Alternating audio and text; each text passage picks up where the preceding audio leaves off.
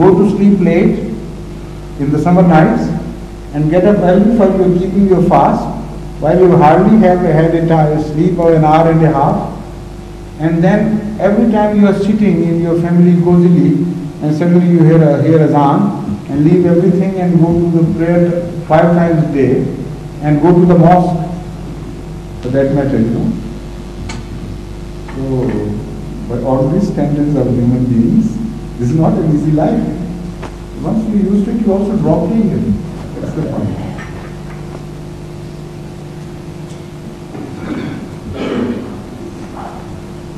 Yes, please. Did you come just now? Have you come just now? How long ago did you come? About an hour. About an hour. And didn't you hear when I said this is the last question? How could I say? I will do it tomorrow because you disobeying for prayer for a friend of mine. Please, it's not a question. No, it is only just an incident, sir. What he said once long ago when I was serving in France, there is a friend of mine who is a very good friend of mine, Sayyid Nazim Qutb. Yes. You see, he was additional secretary to the Pakistan government. Yes, that's right. So I told him, we used to discuss many things together. I told him one day, Mr. Qutb, it is very difficult to follow the right path. He told no Judge Sahab, it is very difficult to follow the wrong path. There are so many pitfalls, there is no danger for you, you continue to walk, but I know what are the difficulties in following the wrong path. So but I now wanted to say that he has been sacked by the Pakistan government. He is nowadays in America. Mahmood, when I went to America, he told me that sometimes a person by the name of Sayyid Nazim Qutb comes here, he passes through, he just drops in and hands me some money and told, I just asked him, what for? He said, no, just take it for a chanda. Then I told him, all right, give me your name and address. I sent him the receipt. His wife is an American woman. He said, Mr. Qutb, what happened to you?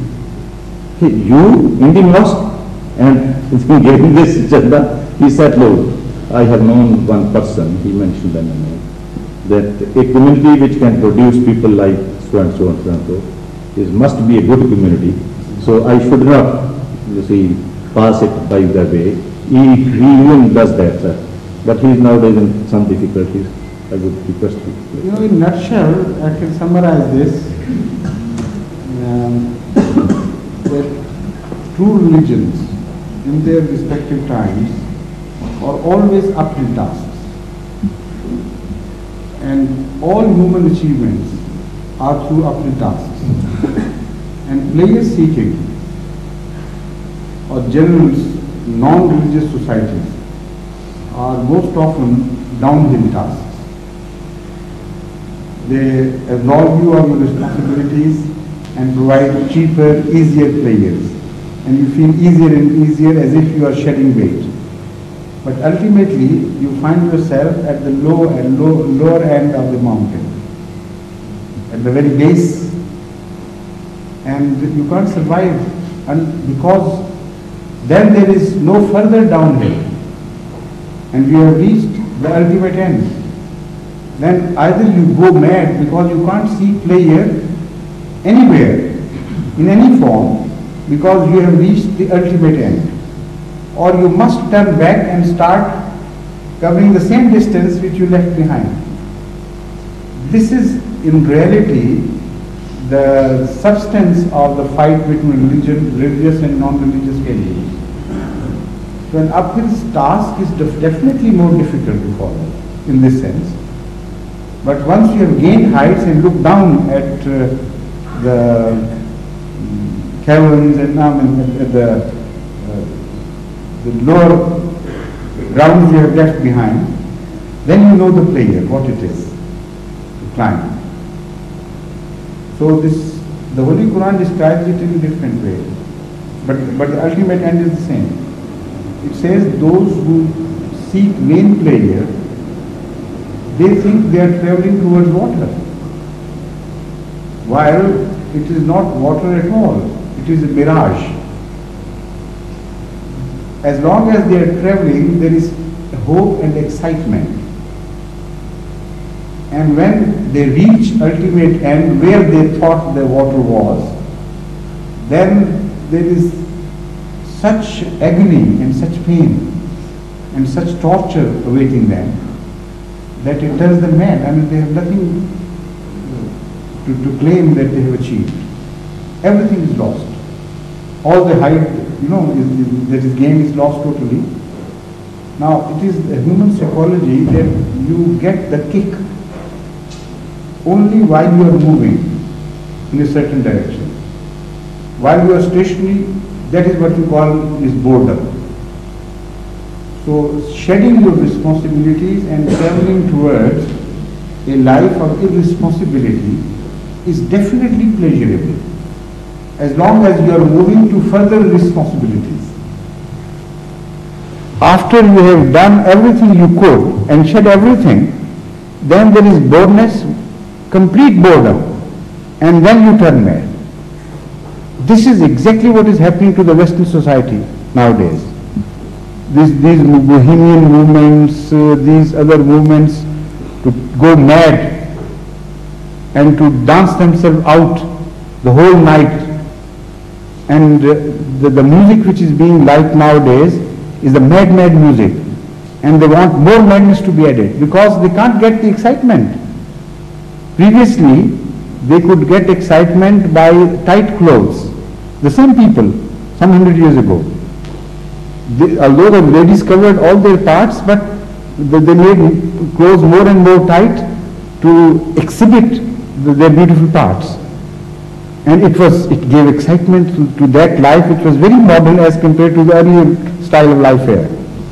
Later on, it was not enough, it was boredom.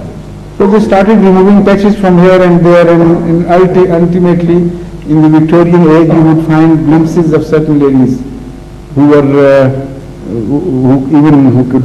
were there up to the arms here and to the what they call the breast line. But how long? After a while, a generation lost interest in all these things. They became just ordinary, commonplace sights. So they had to shed more clothes until there was a time where people, both men and women, would not be excited with anything.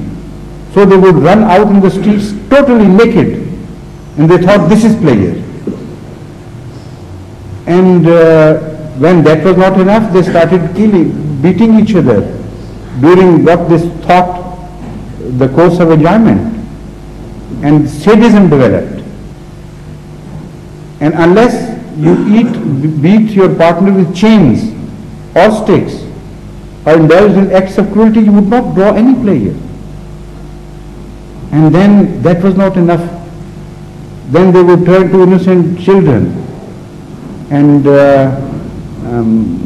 that new art of deriving sex pleasure from those who were not even mature, that entered the life of this civilization. This civilization. Until even that was not enough. Until you killed somebody in the course of deriving some pleasure from some innocent soul, a young girl and a young boy, you would not be satisfied. So more and more of humanism, more and more of beastliness came into you. That is to say, the society, I mean. Yet, that became boredom. So you became more beastly. You started joining hands and changing keys, and you started behaving like the basis of the beastly animals in pursuing sex pleasures in a manner as would cause vomiting to normal people, ordinary people. But that was so normal because there was no kick left in the ordinary pursuits. So this is what the Holy Quran says.